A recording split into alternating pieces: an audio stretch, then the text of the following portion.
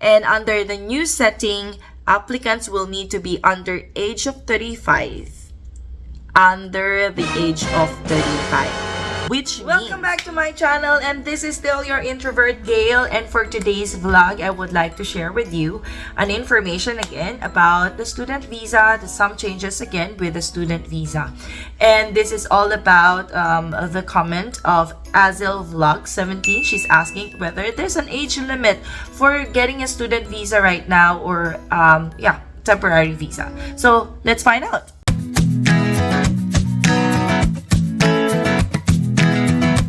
For you who is watching this, please don't forget to subscribe first, and also comment down below if you have some questions. So let's start. I'll be sharing with you an article from a news and from SBS News, wherein there are some changes or significant changes that is set for the year 2024. Okay, and these are released by the Home Affairs Minister Claire O'Neill in early December, and its focus is on temporary skilled migration and international education, which means it involves student visa, international student visa, or something that is temporary. They have this what they call the net overseas migration, and I would just like to share with you what that means. The NOM, that is wherein it's the total of the people who entered here in Australia and stayed for 1 year minus those who have left. And apparently in 2022 to 2023 they have at least 510,000 of people who have remained here in Australia, wherein it is maybe because of the post-pandemic restrictions. So obviously they have loosened their restrictions. That's why everyone's coming here.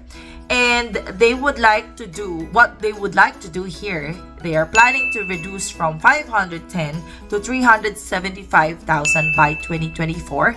And again, in 2025, they wanted to reduce it to 250,000. So that means they're gonna put something into action so that they'll be able to reduce it.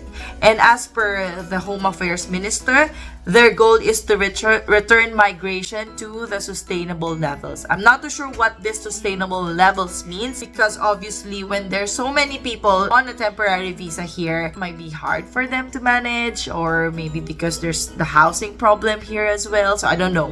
But apparently also they want to reduce issues of permanent temporariness.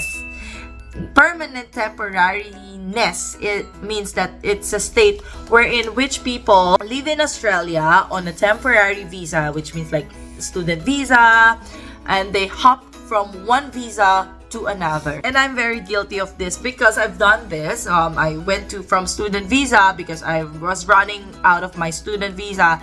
I took another student visa, and then I got sponsorship visa, and then I went to permanent residency. So that's my pathway. That's what happened to me. And I understand those people that are really hopping from one visa to another just to stay for the country. And that's what they're trying to reduce, those kind of people, like me before. But in all fairness, what they wanted to do also is they mentioned that despite they want to reduce that, they wanted to increase the pathways for permanent residency. So instead of having lots of temporary visas in the country, they would like them to be permanent. So that's why they put some strategies in place. But first of all, I would like to also reiterate it. So the goal is that they're trying to increase the skills level of students who are coming here. And because permanent residency, obviously they wanted to keep people that have high skills that they need in Australia. The strategy that they also would like to do is to raise English language requirement. Early this year, those applying for student visa will need an IELTS of the score of 6 from 5.5. So they're really getting stricter with the requirements of the English test. And also apparently test score requirements for temporary graduate visa will be from 6 to 6.5. And obviously it's equivalent to PTE score, whichever the equivalent of 6 in PTA or 6.5 in PTE. You can also obviously have that. Apparently, this will reduce potential workplace exploitation. I don't know, maybe they have some researches that those who are under student visa are being exploited at work. That makes sense because obviously when you have good English language skills and you tend to fight for your rights at work. The second strategy that they're trying to put in place is the genuine student test. Genuine student test. So apparently it replaces the GTE, which is the genuine temporary entrant requirement, which I've done before. And as far as I remember, these are the essay type of wherein you have to tell and you have to say whatever the reason why you're studying in Australia. And so I don't know what kind of test is this. It might be the same thing as essay, but they have changed the name, so I don't know if it involves something else aside from essay. But apparently, it will reduce and discourage non-genuine students whose primary intention is to work than study. So the final strategy, apparently from mid-2024, so 3 months from now, we are on March, more changes to temporary graduate visa will arise or will be made. And under the new setting, applicants will need to be under age of 35. Under the age of 35. Which means the current one is 50. So they have cut down from 50 years old to 35 years old. That's a big change. But if you're gonna be asking me how I understand this, it's because graduate visa is different from student visa. So if you've been hearing rumors about whether you cannot have an international student visa any longer because you are 35 years old and over, I do believe that's not the case.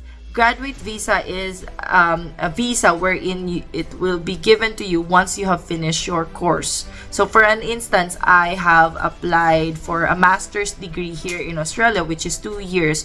Usually they give another 2 years extension, which is the graduate visa, for those who have finished the master's course.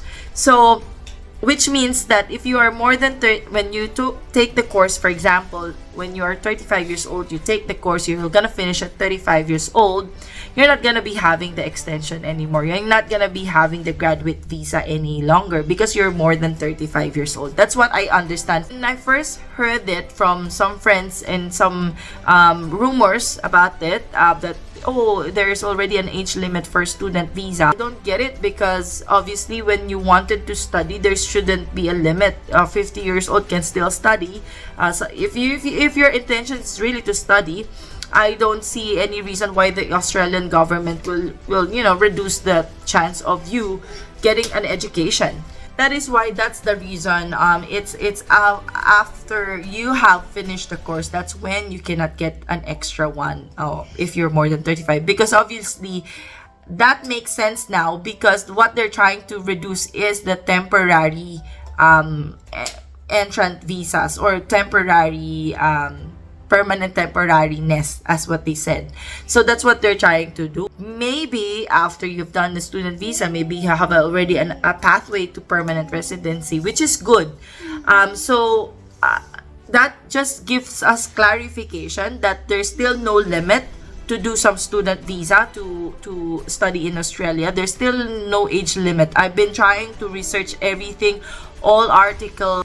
Even the government website, they still don't say anything about age limit of getting student visa. So you can still do that, but obviously you have to make sure that your pathway, you know what your pathway is.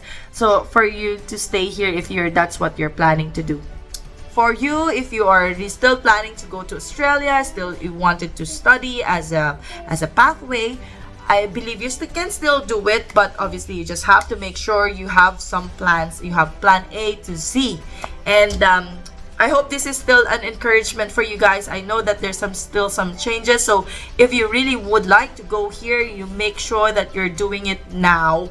Because obviously, in the next few years, there are gonna be some changes again. Every year, there might be some changes. We don't know what would that be. It might be higher English test, which is quite hard to get. But please be encouraged with this vlog again. And hopefully, I get to meet you here. And if you want to ask some questions, if you would like some other topics, please do comment because I'm still reading it all, but sometimes I cannot answer that. But anyways, thank you for listening again to my vlog, for watching this vlog, and I hope you like it, and I hope you'll be encouraged. God bless you all.